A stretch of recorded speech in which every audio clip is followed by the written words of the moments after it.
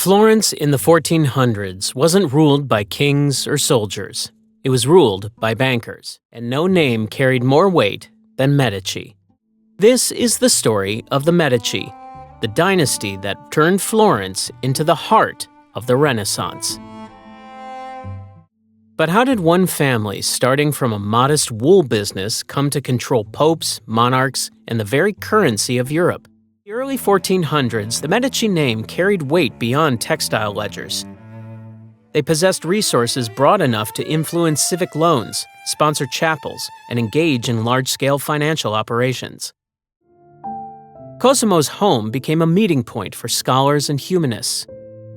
Men like Marsilio Ficino gathered there, discussing philosophy while shaping the thought that came to define the Florentine Renaissance. The Medici also transformed their parish church, San Lorenzo, into a model of Renaissance architecture. Brunelleschi's design replaced medieval complexity with clear lines and measured geometry, flooding the interior. Walls, tombs, and chapels bearing the Medici name reminded worshippers that faith and family honor were intertwined. Artworks commissioned for the church further reinforced this link between spirituality and public virtue, turning a space of devotion into an emblem of Florence's artistic rebirth. From their earliest rise in Florence, the Medici treated knowledge as an investment. Wealth could build palaces, but learning built permanence, something that could outlast rulers and boundaries. Their patronage turned Florence into a workshop of discovery where creativity and inquiry worked side by side. Under the Medici dukes, this partnership matured into a system. Artists, scientists, and philosophers worked not in isolation, but in conversation, each discipline advancing the other. What began as a private family tradition evolved into public institutions that defined the intellectual life of Europe.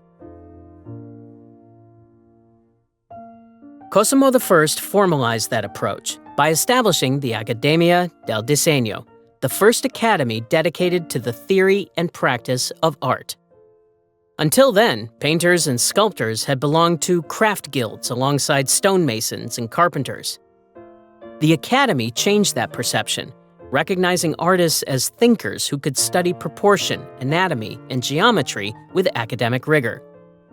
This shift elevated art from manual labor to intellectual pursuit. Art carried their influence even farther. Painters such as Botticelli and sculptors inspired by the Medici vision had redefined how beauty expressed civic values. Their work continued to shape European taste long after the commissions ended. The architecture of Florence, its domes, courtyards, and symmetrical facades, became a pattern for cities across the continent. Planners used these principles as templates for capital design, translating Medici harmony into civic order. Museums, too, followed their lead. The Uffizi Gallery, organized under Medici oversight, became the prototype for displaying art as public heritage rather than private possession. Dynastic connections carried their name beyond Italy. Catherine de' Medici's marriage into the French royal family extended their influence into the politics of Northern Europe, intertwining Florentine pragmatism with continental monarchy. Architectural designs exported by their engineers informed French palaces and Austrian gardens, transforming aristocratic taste. Today, traces of their philosophy remain in common practice. Endowments, scholarships, and research grants reflect the Medici principle that wealth achieves permanence through education and innovation. Every gallery that preserves art for public study, every university funded by private benefactors, follows a method they perfected. From traders in wool to founders of the Renaissance, the Medici demonstrated that progress depends not on conquest, but on imagination disciplined by reason. Legacy would be celebrated and remembered through the ages. Additionally, in Rome, the grandeur of St. Peter's Basilica, one of the largest churches in the world and a masterpiece of Renaissance architecture, is in part a tribute to the Medici. Florence, the cradle of the Renaissance and the Medici's stronghold, houses the Cathedral of Santa Maria del Fiore, famously known as the Duomo.